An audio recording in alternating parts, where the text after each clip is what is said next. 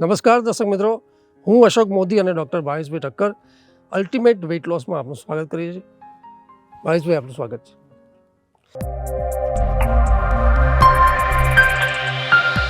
Weight લોસના expert doctor Bhavesh Thakkar કે જેમને ઓબેસિટી વિષયનો અભ્યાસ 1998માં નડિયાદ ખાતે આવેલ JS આયુર્વેદિક કોલેજથી BMS કર્યા પછી પોતાના ક્લિનિકની શરૂઆત કરી હતી. પહેલા જ દિવસથી ડૉક્ટર ભાવેશ ઠક્કરે ઓબેસિટીની સારવારમાં 20,000 જેટલા પેશન્ટની સફળતાપૂર્વક સારવાર કરવાની સાથે સાથે વિશેષ ઓબેસિટીની સારવારમાં એક જ પેશન્ટનું 57 kg વજન ઘટાડવાની અસાધારણ સફળતા મેળવી છે. વેઇટ લોસ માટે ડૉક્ટર ભાવેશ ઠક્કરને 2007માં ગુજરાતના હેલ્થ મિનિસ્ટર શ્રી અશોકભાઈ ભટ્ટ દ્વારા સન્માનિત કરવામાં આવ્યા હતા. તેમજ 2021માં જાણીતી અભિનેત્રી નોરા ફતેહી દ્વારા ગુજરાતનું બેસ્ટ આયુર્વેદિક વેઇટ લોસ માટેનો એવોર્ડ પણ એનાયત થયો હતો. આજે સ્લિમ એન્ડ સ્માઇલના પ્રસિદ્ધ થયેલા બેનર સાથે ડૉક્ટર ભાવેશ ઠક્કર અમદાવાદ ઉપરાંત મહેસાણા, આણંદ, નડિયાદ ખાતે ઓબેસિટીની સમસ્યામાં વજન ઘટાડવાની શ્રેષ્ઠ સારવાર આપી રહ્યા છે.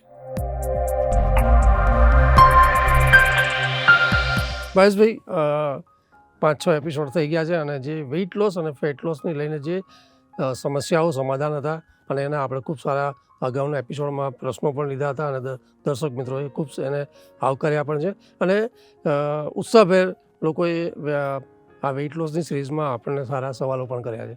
તો આજે જે ટૉપિક છે એ કરીશું કે જે ડાયાબિટીસ છે અને વજન છે. તો ડાયાબિટીસ અને વજન એની ઉપર આખો આપણે ટૉપિક કરીએ છીએ. તો દર્શક મિત્રો, જે લોકો ડાયાબિટીસ છે અને એ લોકોનું વજન છે એની વાત કરીશું. તો સૌથી પહેલાં ભાવેશભાઈ હું વાત કરીશ કે જે ડાયાબિટીસનો જે સંબંધ છે એ શું છે એની સાથે, અને જે ડાયાબિટીસ કેવી રીતે થાય છે, તો વજનની સાથેનો સંબંધ અને ડાયાબિટીસની થોડી વાત કરીએ.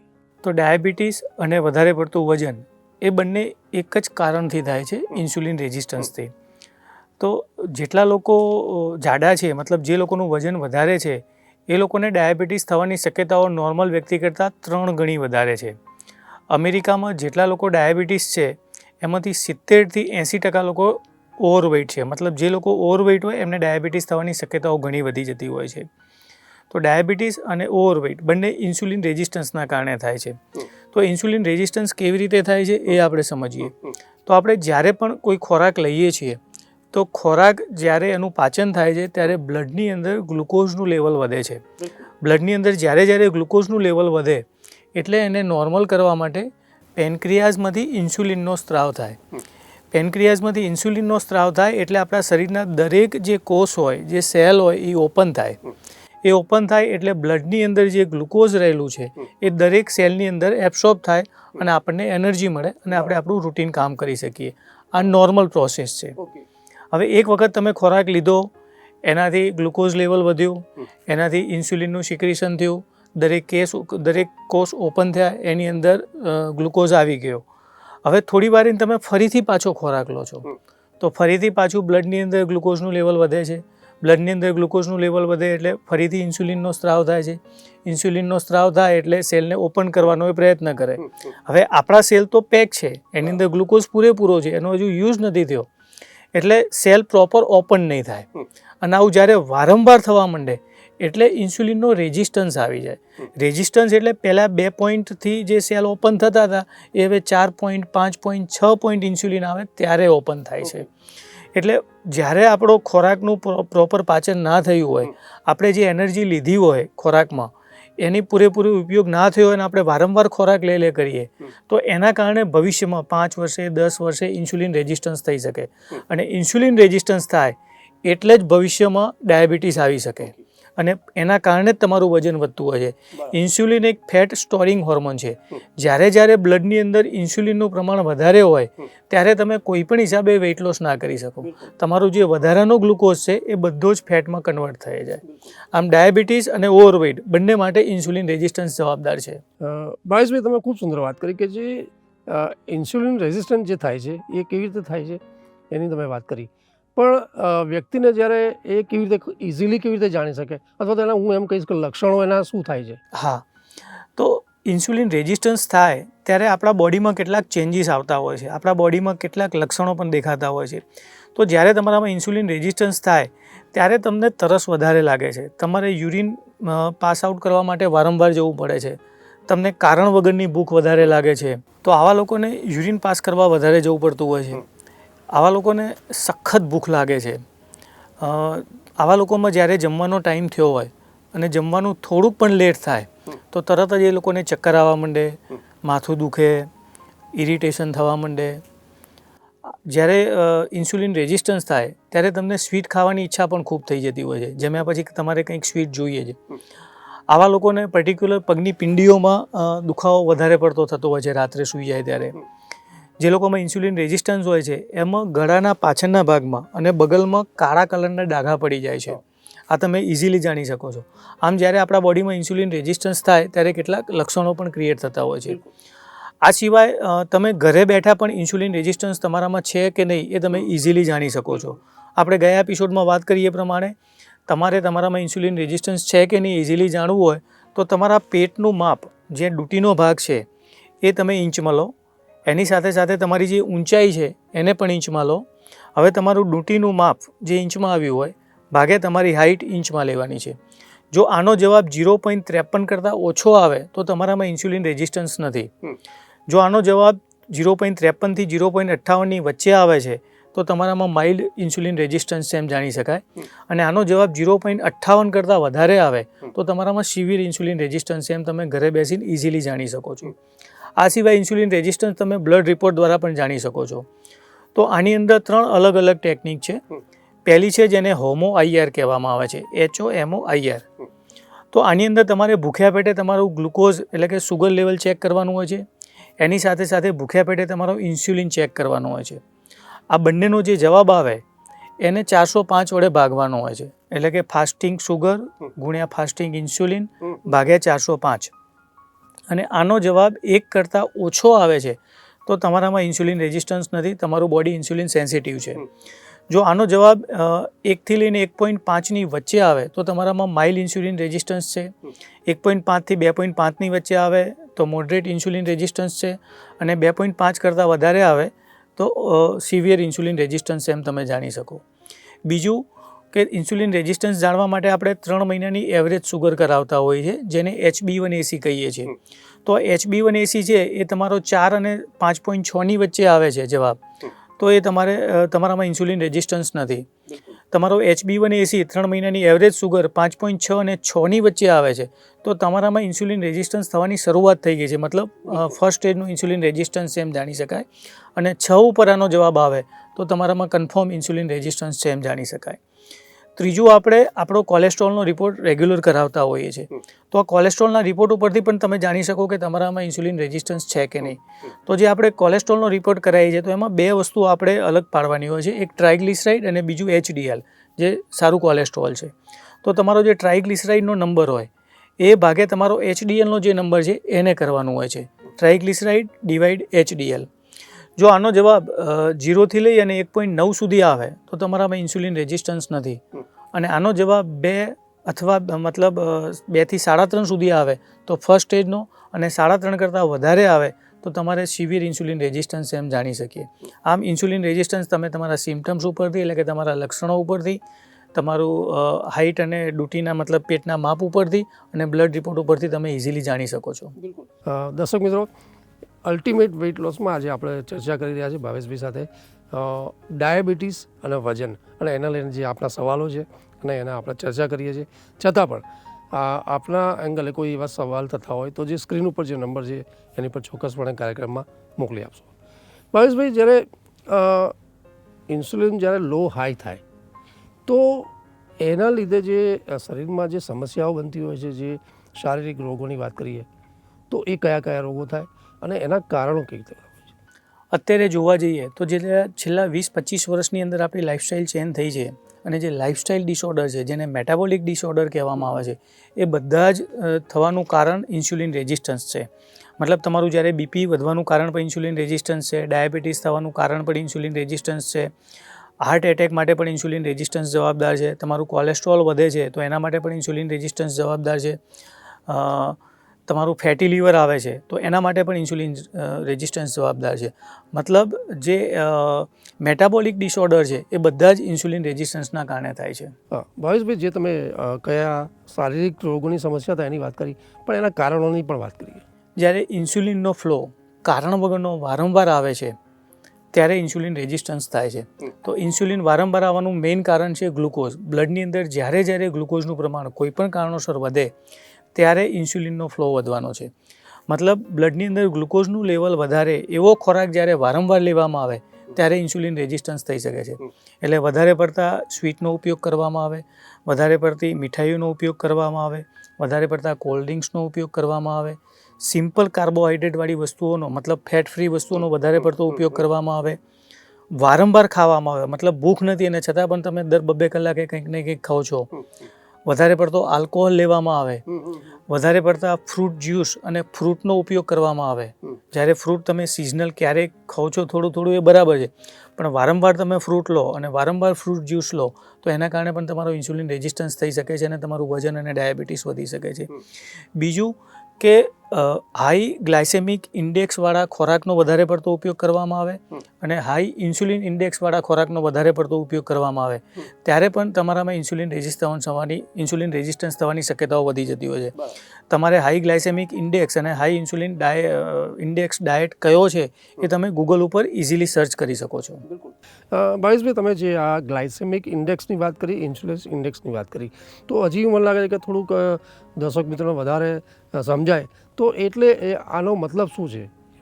ગ્લાયસેમિક ઇન્ડેક્સ એટલે શું? તમે કોઈ પણ ખોરાક છે એ આપણે ખાઈએ તો એના કારણે બ્લડની અંદર ગ્લુકોઝનું લેવલ કેટલા પ્રમાણમાં વધે છે, એ ગ્લુકોઝને કેટલા ટકામાં વધારે છે એને આપણે ગ્લાયસેમિક ઇન્ડેક્સ કહેવામાં આવે છે. ધારો કે ખાંડ છે તો ખાંડનો ગ્લાયસેમિક ઇન્ડેક્સ 6 છે એટલે સૌથી વધુ ગ્લુકોઝને વધારે છે.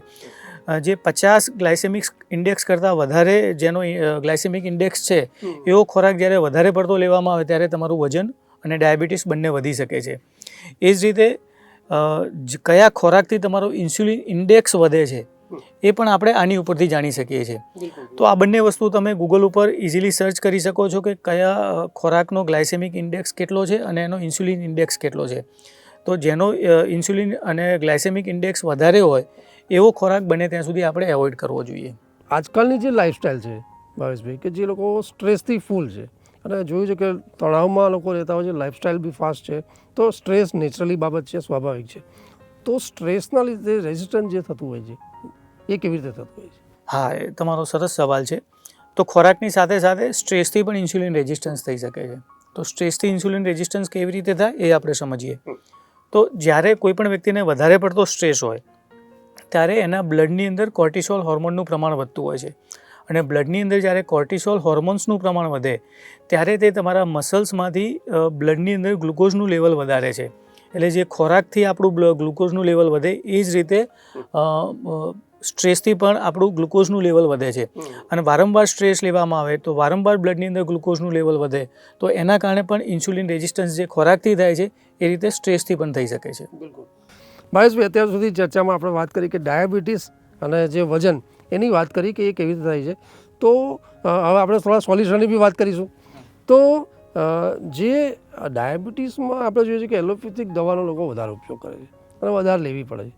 તો શું એ એલોપેથિક વધારે દવા લેવી પડે એવું જ રહે છે કાયમ માટે?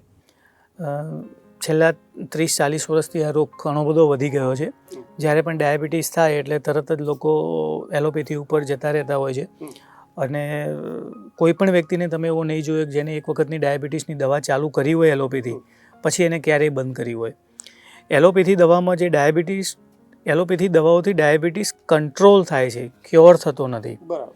એલોપેથીની અંદર જે મેડિસિન છે ડાયાબિટીસની એ 2 પ્રકારની મેડિસિન છે મુખ્યત્વે. એક તમારું ઇન્સ્યુલિનની એફિકેસી વધારે, મતલબ ઇન્સ્યુલિનની જે અસરકારકતા ઓછી થઈ ગઈ હોય, રેઝિસ્ટન્સ આવી ગયો હોય એ વધારે છે. અને બીજી પ્રકારની મેડિસિન એવી છે જે ઇન્સ્યુલિનનું સિક્રિશન વધારે છે, ઇન્સ્યુલિનનો ફ્લો વધારે છે.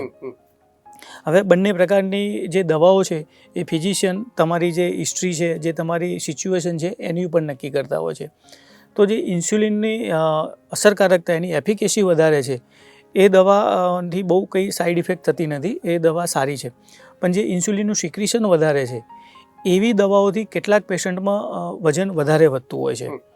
માટે જો તમારે ડાયાબિટીસ છે અને તમે એને કંટ્રોલ કરવા માગો છો તો એના માટે સૌથી અગત્યની વસ્તુ મેં તમને સમજાવ્યું, તમારું બ્લડનું ગ્લુકોઝ લેવલ તમે જેટલું નોર્મલ રાખી શકો એ ડાયટથી કે એક્સરસાઇઝથી, એટલો તમારે ડાયાબિટીસ રિવર્સ થવાનો મતલબ ડાયાબિટીસ નોર્મલ થવાના ચાન્સીસ વધી જતા હોય છે. માટે જો તમારે ડાયાબિટીસ છે તો ખાલી એને કંટ્રોલ ના કરો, એ રિવર્સ થાય એ બાબતે તમારે વિચારવું ખૂબ જરૂરી છે. બિલકુલ. ડૉક્ટર ભાવેશભાઈ, જ્યારે ડાયાબિટીસની વાત આવે છે ત્યારે આપણે જોયું છે કે લોકો બહુ જ સિન્સ લોંગ સફરિંગ, અને એ બહુ જ ઇરિટેબલ બાબત બનતી હોય છે કે ડાયાબિટીસ છે બહુ જ ઇરિટેટ થતું હોય છે. તો આ ડાયાબિટીસ સંપૂર્ણ રીતે મટી શકે ખરો? અને એ મટી શકે તો એ કેવી રીતે? જે ડાયાબિટીસને આપણે સંપૂર્ણ મટાડીએ તો એને ડાયાબિટીસ રિવર્સ કર્યો કહેવાય. અત્યારે સોશિયલ મીડિયા ઉપર ઘણા બધા ડૉક્ટરો આ રીતે એક્ટિવ છે કે જેઓ ડાયાબિટીસના દર્દીઓને ડાયાબિટીસમાંથી મુક્તિ મેળવવા આવે છે. મતલબ ડાયાબિટીસને કંટ્રોલ કરતા નથી. ડાયાબિટીસ તમારું ધીરે ધીરે નોર્મલ થઈ શકે છે. જે તમારામાં ઇન્સ્યુલિન રેઝિસ્ટન્સ આવ્યો હોય છે એ ઇન્સ્યુલિનની અસરકારકતા ધીમે ધીમે નેચરલી તમે નોર્મલ કરી શકો છો. તો આના માટે બે વસ્તુઓ જવાબદાર છે. એક તમારો ખોરાક અને બીજી તમે એક્સરસાઇઝ.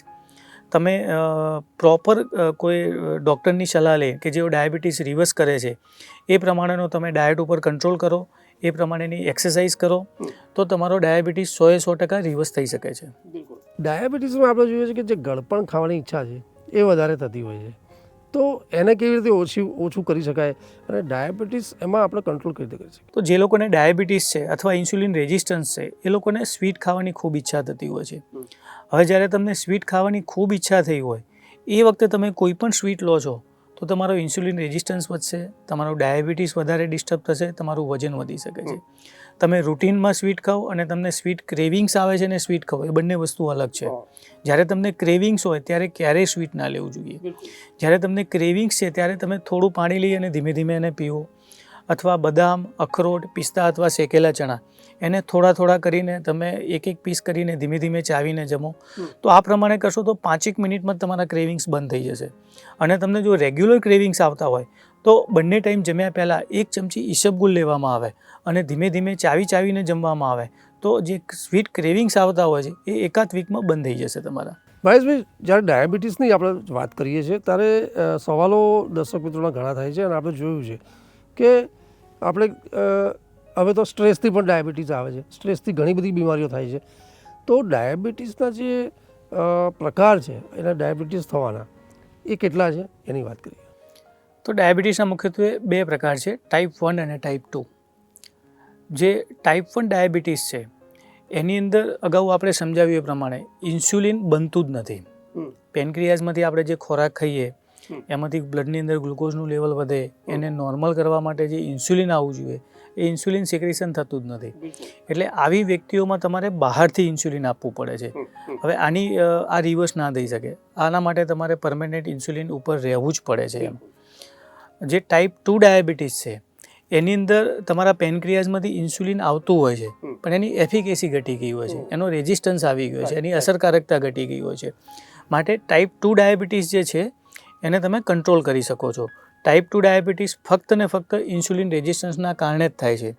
હવે જ્યારે તમારો ટાઈપ 2 ડાયાબિટીસ છે અને એને તમે પ્રોપર કંટ્રોલ કરતા નથી તો ધીમે ભવિષ્યમાં ટાઈપ 1માં ડાયવર્ટ થઈ શકે છે. મતલબ તમારા બોડીમાંથી જ્યારે ઇન્સ્યુલિનનું સિક્રેશન બિલકુલ બંધ થઈ જાય પછી તમારે બહારથી જ ઇન્સ્યુલિન આપવું પડતું હોય છે. ઘણી વખત નાના બાળકોમાં એમને વારસામાં જ ડાયાબિટીસ મળતો હોય છે, એમાં પર્ટિક્યુલર ટાઈપ 1 વધારે જોવા મળે છે. તો ટાઈપ 2 ડાયાબિટીસ જો તમારે હોય તો એને તમે 100% રિવર્સ કરી શકો છો. ટાઈપ 1 માટે આપણી પાસે અત્યારે બીજો કોઈ ઓપ્શન નથી, એના માટે તમારે ઇન્સ્યુલિન ઉપર રહેવું જ પડે છે. ભાવેશભાઈ, એક બાબત બહુ ઇન્ટરેસ્ટિંગ છે અને લોકોમાં એ જાણવી બી જરૂરી છે કે એવા કયા પદાર્થો છે કે જે સહેલાઈથી વ્યક્તિ જાણી શકે જે લોકોને ડાયાબિટીસ છે કે ભાઈ આ બધા પદાર્થો એ બ્લડ સુગરને ડિસ્ટર્બ કરે છે, તો એ કયા પદાર્થ? તો પર્ટિક્યુલર જે કાર્બોહાઈડ્રેટ જેની અંદર વધારે છે એનાથી આપણું શુગર વધારે પડતું ડિસ્ટર્બ થતું હોય છે. પણ એ દરેક વ્યક્તિ માટે જુદું જુદું છે, દરેક વ્યક્તિનું મેટાબોલિઝમ જુદું જુદું છે, દરેક વ્યક્તિની ખોરાક ખાવાની ટ્રીટમેન્ટ મતલબ એની સ્પીડ અલગ અલગ છે, દરેક વ્યક્તિની પ્રકૃતિ અલગ અલગ છે. તો દરેક વ્યક્તિએ પોતાને કઈ વસ્તુ એમનું શુગર ડિસ્ટર્બ કરે છે તમારે ઇઝીલી જાણવું હોય તો તમે આ રીતે જાણી શકો કે તમે જમ્યા પછી એક જ કલાકની અંદર તમને ફરીથી ભૂખ લાગે તો તમારે સમજી લેવાનું કે આ વસ્તુ તમારા શુગર લેવલને વધારે ડિસ્ટર્બ કરે છે. ખરેખર એક વખત જમ્યા પછી 3-4 કલાક સુધી ભૂખ ના લાગવી જોઈએ. તો તમને જે ખોરાક ખાધા પછી એકાદ કલાકમાં ફરીથી ભૂખ લાગે છે તો તમારે સમજવાનું કે એ ખોરાક તમારું શુગર લેવલ ડિસ્ટર્બ કરે છે. બીજું કે જમ્યા પછી તરત જ તમને સ્વીટ ખાવાની ખૂબ ઈચ્છા થતી હોય 15-20 મિનિટમાં તો પણ એ વસ્તુ તમારું શુગર લેવલ ડિસ્ટર્બ કરે છે. મતલબ જે વસ્તુ ખાવાથી કલાક 1.5 કલાકની અંદર ફરીથી ભૂખ લાગે અને જમ્યા પછી તરત જ સ્વીટ ખાવાની ઈચ્છા થાય, આ 2 વસ્તુઓ તમારું શુગર લેવલ ડિસ્ટર્બ કરે છે. માટે આ 2 વસ્તુઓ તમારે એવોઇડ કરવી જરૂરી છે. એક વસ્તુ એવી પણ છે, દર્શક મિત્રોના પણ સવાલ હોય છે કે ભાઈ ડાયાબિટીસમાં જે અમુક ખોરાકની વાત કરતા હોય છે, તો વ્યક્તિ પોતે બી અવેરનેસ હોય છે, પરિવારના સભ્યો બી ધ્યાન રાખતા હોય છે, બરાબર, પણ છતાં એવા કયા ખોરાક છે કે જે કાયમ માટે બંધ કરી દેવા જોઈએ, અથવા તો એ લીધા પછી તરત જ વ્યક્તિનું એકદમ જ સુગર હાઈ કરી નાખે, અથવા તો એને બિલકુલ અડવા બી ના જોવા પણ ના જોઈએ, તો એવા કયા ખોરાક છે કે જે બંધ જ કરી દેવા જોઈએ?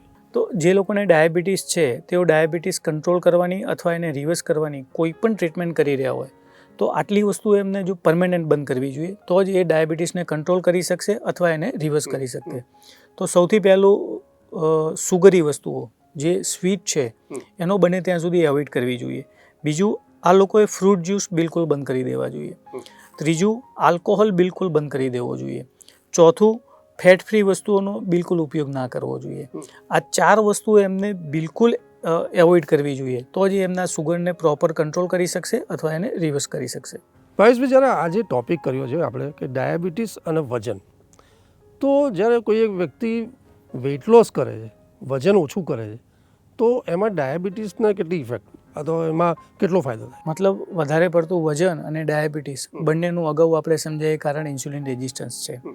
માટે જ્યારે તમે વજન ઘટાડો છો, વજન ઘટાડવાનો કોઈ સ્પેસિફિક પ્રોગ્રામ કરો છો તો વજન ત્યારે જ ઘટશે જ્યારે ઇન્સ્યુલિનની સેન્સિટિવિટી વધશે. માટે તમારું વજન ઘટશે તો વજનમાં અને ડાયાબિટીસ બંનેમાં ફરક આવી જાય છે. એક અનુમાન પ્રમાણે જે તમારું વધારાનું વજન છે એ ખાલી 10% વજન ઘટે તો તમારી સુગર જે છે, બ્લડ સુગર, એ 20 થી 30 પોઈન્ટ જેટલી ડાઉન આવે છે. મતલબ જે લોકોનું વજન વધારે હોય તેઓ વજન ઘટાડે તો એમનો ડાયાબિટીસ નોર્મલ થવાની શક્યતાઓ 70 થી 80% જેટલી વધી જતી હોય છે. બિલકુલ ભાવેશભાઈ, એમ પણ આપણે જોયું છે કે વેઇટ લોસ થાય અથવા વજન ઓછું થાય તો શારીરિક સમસ્યાઓમાં ઘણી બધી એમાં માત્રા ઓછી થતી હોય છે, એ વાત ચોક્કસ છે. ભાવેશભાઈ, કાર્યક્રમમાં સમયની મર્યાદા છે અને આપણી પાસે હજી ઘણા બધા સવાલ છે, પણ સમાપન વખતે આપણે એક ટીપ લેતા હોઈએ છીએ, તો આજની જે એક ટીપ છે ઉપયોગી, એની વાત કરીએ. પહેલું તો જે લોકોને ડાયાબિટીસ છે એ લોકોએ ડાયાબિટીસને કંટ્રોલ કરવા કરતાં ડાયાબિટીસ રિવર્સ થાય એ માટેનો પ્રયત્ન કરવો ખૂબ જરૂરી છે. આ માટે સોશિયલ મીડિયા ઉપર ડાયાબિટીસ રિવર્સલના ઘણા બધા સારા પ્રોગ્રામો ચાલતા હોય છે. એને તમે સર્ચ કરી ડાયાબિટીસને કંટ્રોલ કરવા કરતાં ડાયાબિટીસને રિવર્સ કરવા માટેની કોઈ પણ ટ્રીટમેન્ટ સ્ટાર્ટ કરો. બીજું કે જો તમારે ડાયાબિટીસ છે તો તમે તમારા ખોરાકની અંદર ખાલી આટલો ફેરફાર કરો. બપોરે જમવા બેસો ત્યારે જેટલી રોટલી લો એટલી વાટકી શાક, એટલી વાટકી દાળ, એટલી વાટકી સલાડ લો. મતલબ પહેલાં 1 રોટલી લો, એની જોડે 1 વાટકી દાળ, 1 વાટકી સલાડ અને 1 વાટકી શાક. એ પૂરું થાય પછી ભૂખ છે તો ફરીથી એટલી રોટલી, એટલી વાટકી શાક, એટલી વાટકી દાળ અને એટલી વાટકી સલાડ લો અને ધીમે ધીમે ચાવીને જમો. તમે ખાલી આટલો ફેરફાર કરશો તો પણ તમારા સુગર લેવલની અંદર 2-3 મહિનામાં નોંધપાત્ર ઘટાડો આવશે. ભાવેશભાઈ, આપનો ખૂબ ખૂબ આભાર, ધન્યવાદ કે આજના એપિસોડમાં આપણે જે દર્શક મિત્રો ડાયાબિટીસ અને વજન એ બંનેને લઈને જે સવાલો હતા આપના અને જે ટોપિક પણ આપણે કર્યો હતો, તો એ ખૂબ જ જરૂરી બાબત છે. જ્યારે આપણે વેઇટ લોસમાં આવ્યા છીએ, વજન ઓછું કરવું છે, પણ ડાયાબિટીસ, તો ડાયાબિટીસને એક સમજવાની જરૂર છે અને એમાં જે ખોરાકથી લઈ અને કઈ કઈ બાબતો કેર કરવાની છે, સમજવાની છે અને એ રિયલાઇઝ કરવાની બાબત છે, તો આપ એક વેઇટ લોસમાં એક સારો ફાયદો કરી શકો છો.